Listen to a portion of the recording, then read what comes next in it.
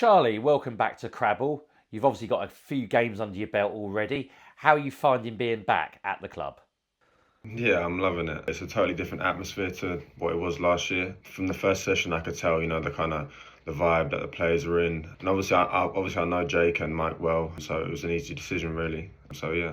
Now, of course, you were at the club last season. It was a very difficult one, wasn't it? Obviously, there was a lot of hope that the club could sort of punch in the top half of the table, but unfortunately, it didn't happen. How do you assess last season? Yeah, look, it was difficult from start to finish. One thing I do want to say is that obviously the support from the fans was, unbelievable from start to finish. But yeah, it was difficult. A lot of parts, a lot of players being used, a lot of inexperience in that league, which obviously eventually it did show us up. And obviously we did fall well short of, where we wanted to be, which was obviously very disappointing for the club. A club like Dover should never be at, step three. It should be pushing step two, step one, that kind of stuff. Obviously with the fan base, the pitch, the facilities, that kind of stuff. It's not step three. But obviously, this season, well, I'm back now. We're trying to, get them back to, where we should be. And hopefully, we'll achieve that by the end of the season. Yes, it was a season to forget, but of course, when you're a footballer, you learn from situations like that. What would you say you learned from that season? Well, obviously, I've been away for a while, and obviously, it was my first season back in England. For me, I thought like I grew up a lot massively. I come in, not really knowing where I stood in the team, really. I didn't think I would play as much, I'll be honest, you know. So it was a good experience for me. I learned a lot from players on opposition, but also from my teammates as well, experienced players, that have played in the league, and they've taught me a lot. And I learned a lot about myself, with character, resilience, that kind of stuff. Because it's not easy losing most weeks, going into training, into games, thinking, oh, here we go. Do you know what I mean? So it was difficult at times, but I think it taught me a lot about myself, and about, how to lead others as well. And I felt by the end of the season, I was kind of, one of the leaders in the team, someone that, they could turn to if there was any trouble, any problems. So yeah. Obviously, there was two parts that season. The first part was obviously under Mitch Brundle, and then Jake LaBelle took over with Mike halfway through. What was the contrast between the two parts of the season? I mean, obviously, results were still difficult, but there seemed to be a bit more structure in the second half. Yeah, I totally agree there. I think the first part of the season, if you speak to any of the players, it was kind of a bit like chalk and cheese, I guess. And I know the results, weren't too dissimilar, but it was just that kind of whole atmosphere, trying to bring the fans back on side, that kind of stuff. And the results did pick up a little bit, a few more clean sheets, a few more wins in the second half of the season. But yeah, like you said, it was difficult throughout. I think, we didn't have a bad start, to be honest, at the beginning of the season. We drew the first one against, a big team like Torquay, and then won the second one away at Slough in the last few minutes. And I think that's when everyone felt like, wow, this could be a decent season. But yeah, a few bad results, and, I guess confidence did start to drop. And then we kind of went into a bit of a tailspin, and then couldn't really get out of it. But yeah, I think when Jay come in, he sort of knew that we had to go back to basics, defend well, run hard, those kind of stuff that we probably were going away from. So yeah, he just thought he needed to come in, try and stabilise the club a little bit, and obviously try and, salvage the season, which obviously didn't happen. And then obviously he knew that for the next season he had to bring in the players that he wanted and try and get the philosophy that he wanted in there. Now, of course, you decided to move during the summer. You played for Chatham and then you went to Chesham. Just tell us about the first part of the season for you. Yeah, I mean, everyone knows that it's been a bit of a struggle for me. I guess just, if for me personally, if I don't play consistently, I don't feel like I play at my best. So I just, I couldn't get any rhythm really. And for me to be at my best, I have to play consistently. So it has been a bit of a struggle. In hindsight, I should have, stayed where I was, been at Dover. But I think after last season, I think my head was just in a bit of a spin. I was in, I couldn't really think clearly, which a lot of people did tell me, you should have stayed, blah blah blah, that kind of thing. Which I've got a bit of stick from it from the lads when I've come back. But yeah, look, I'm happy where I am now, back at Dover, which is the main thing. So yeah. Now, of course, the Now, of course, the difference in the difference in environment, the the environment, the atmosphere, results atmosphere, could be results anything could be different. Top of the table, scoring loads of goals. Got a nice cushion. I know, obviously, the defeat against Billericay was difficult at the weekend, but still, a 4-point cushion. Everyone would have taken that at the start of the season. Yeah, look, I saw some comments, on social media after the season, said this season is just about rebuilding. I'll be happy with a mid-table finish, that kind of stuff. But now, we're more than halfway through the season, and now people are starting to think about the possibility of promotion. But yeah, like you said, it is like chalk and cheese. The environment's good, the fans are back on side, there's big gates at Crabble, So I think people are starting to realise that Dover is a serious contender for going up, for sure. And just tell us a little bit about the change of environment in the dressing room, because during the summer, Jake has clearly brought in some really good characters. There seems to be a good blend, and everyone seems to mix very well together. Yeah, look, from the first session that I came in, the lads were all great. They all welcomed me in. Obviously, I know a few of them from last year, which is obviously very nice. But yeah, look, they're always good lads, And the new boys that have come in this year, they've all seemed to have added really nicely. There's no cliques or, bad eggs, that kind of thing. They're all, pushing for the same goal, management included, which is obviously getting the environment back in training, which has been there, I've seen from day one. And then obviously that goal of the promotion. So it is like chalk and cheese, It's all smiles, all happy, everyone's having a good time, which is obviously an environment that you want to create, which obviously creates winning habits, which they've done this season. So yeah. I mean, obviously top scorers in the league, loads of goals been scored. How have you found that? The fact that there's goals all around the pitch, isn't there? Yeah, look, obviously even when I was I wasn't at the club earlier this season, I was keeping in touch with all the boys, and they seem to be doing really, really well. Obviously one of my first games, Cheshunt, we've scored 2 unbelievable goals early, thanks to Nick Ash, Baps, Rubes, those kind of people. They're all firing. But like you said, there's goals all around the pitch, Wilco, Alfie, all those kind of people. They've all been chipping in. So it's been nice, It's been last year, we obviously probably didn't score enough goals, But I think now that people have got their confidence back, they're starting to, score from all angles, taking shots they probably wouldn't have done last year. And they've been going in. So yeah, it's all been going well so far. Now, in terms of yourself, I mean, you started off really as a centre half, didn't you? And that was probably a position that you were hoping to nail down. But perhaps, looking more towards maybe playing more of a defensive midfield role nowadays. How are you finding that? I mean, obviously you've come in for Harrison Pont. How are you finding that role? Yeah, look, I played once the Gaffer come in, Jake. I kind of towards the back end of the season played about 20, 21 games in that position. So I kind of know what he wants in that position. Like I've seen comments on social media about pulling up trees and that kind of stuff. Look, that's not the kind of player that, I'm the kind of player that lets the players, do what they want, I'm just to kind of solidify that midfield, give us a bit of bite, a bit of nous, and just try and, protect the back four, I guess, head and kick it. That's what Jake likes in that position. I know it's not everyone's cup of tea, but it kind of allows the other players to be free and kind of let them do what they want, because they know they've got someone behind them that will always, battle and always be there for them. So yeah, no, I'm enjoying it. It's a lot of running, but I don't mind it. And of course, when Ponty does return, there's 2 of you who can play that similar position, and actually it does give Jake the option, doesn't it, of when you're a couple of goals up in games, you can stick both of you in there to protect and sit on lead sometimes when you've got to manage a game out. Yeah, definitely. I mean, you've seen it probably in a few games we've had, like, bringing on JT and Jerry and people like that, kind of, to solidify that position when we know we're winning, I think the Cheshunt game and the Hastings game, we kind of managed it well, kind of kept it solid as possible. But yeah, like you said, look, when Ponty comes back, there's going to be 2 of us for that position, so it'll be nice, later on in games if, but we can both sit there, because I know he's a similar player to me, very aggressive in a tackle. But yeah.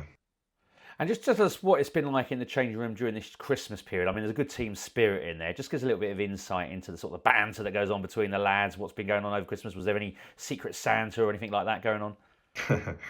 Yeah, there was Secret Santa. I think it was the last session before the Cheshunt game. We had Secret Santa. Yeah, there was some funny gifts gifts in that, definitely. But yeah, look, we've all had a good Christmas. We've all enjoyed ourselves, but within reason. We know we've had 3 games in the matter of days, which has obviously been a struggle on the body, and probably the mind as well for a lot of the boys. Because Christmas is a time for celebrating, overeating, that kind of stuff. But I guess as a footballer, you can't really do that. So it has been a bit of a struggle at times. But I mean, that's, I guess, a sacrifice you have to make if you want to be successful. A lot of people say that the Christmas period kind of defines it, as there's a lot of points in a short amount of time. So yeah, no, it has been good. The banter has been good around the changing room. A lot of people talking about Gavin and Stacey, that kind of stuff. But yeah, it's been good. What was that? You said there was some funny gifts given out there. What was the funniest? So Luca got a good one. Luca got a bit of lingerie. He had to wear it round at the end of training. I'm sure he enjoyed that. Yeah.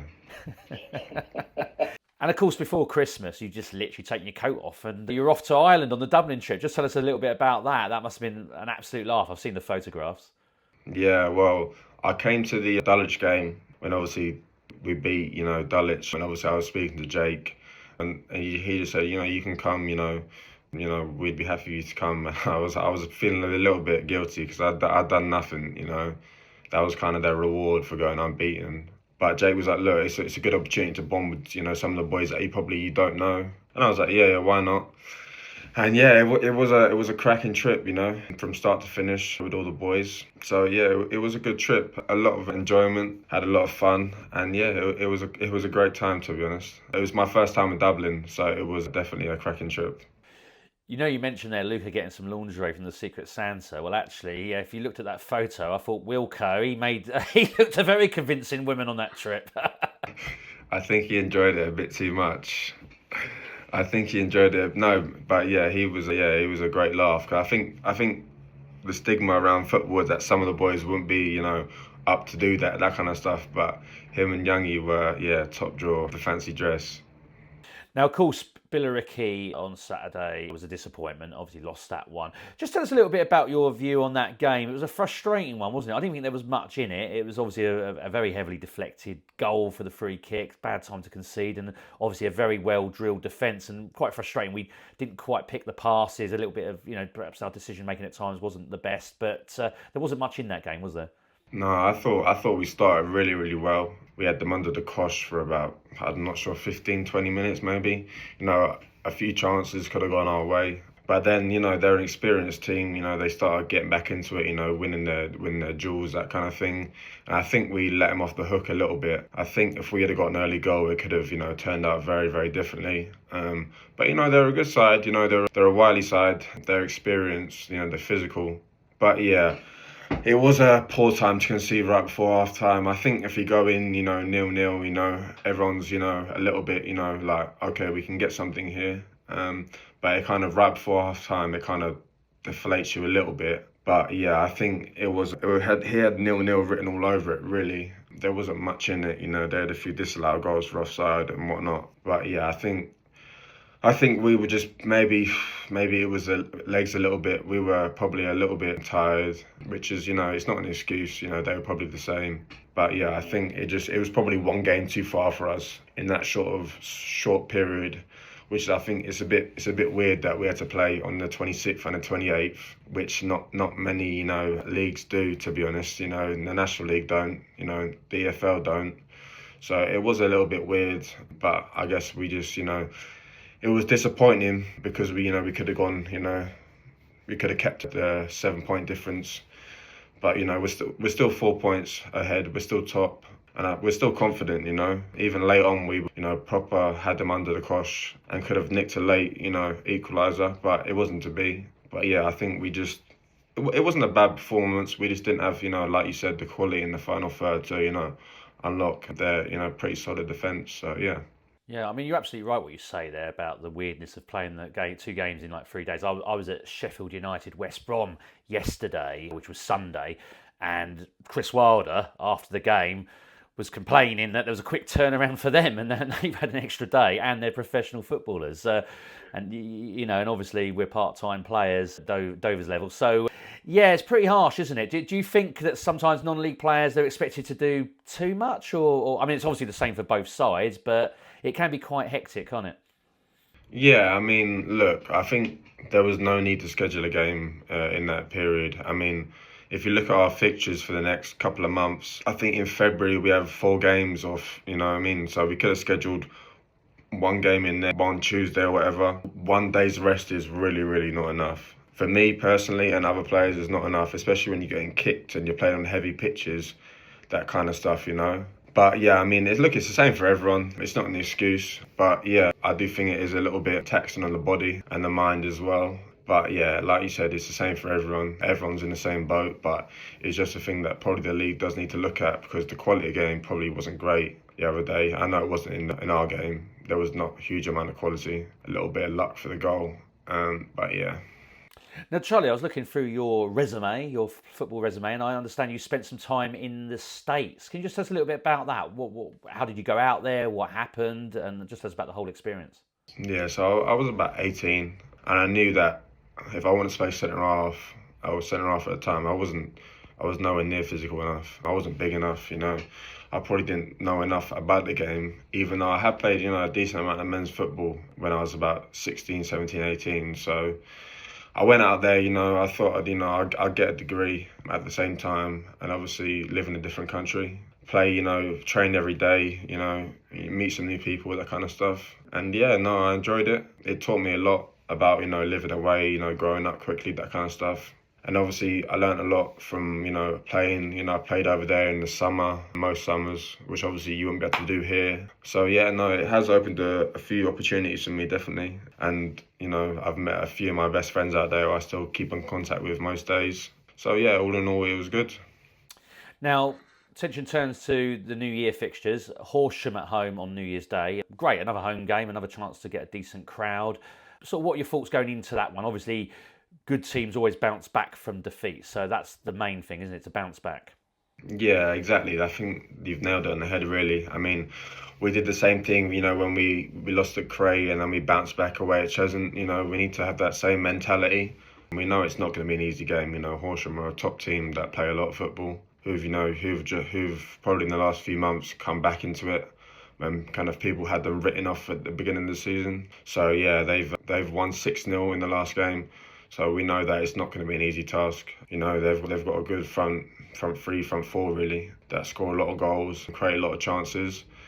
So it's going to be a tough game. But I mean, you know, to be the best, you have to beat the best really. I mean, so we just need to, you know, have that mentality, have that bounce back mentality, keep it tight at the back, and hopefully, you know, we score a few goals. And finally, it's that time of year when it's New Year's resolution times. I mean, mine's always drink less, eat less. I'm still struggling on that one. What's yours? Yeah, so my New Year's resolution is probably to try and score a few more goals from set pieces in the second half of the season.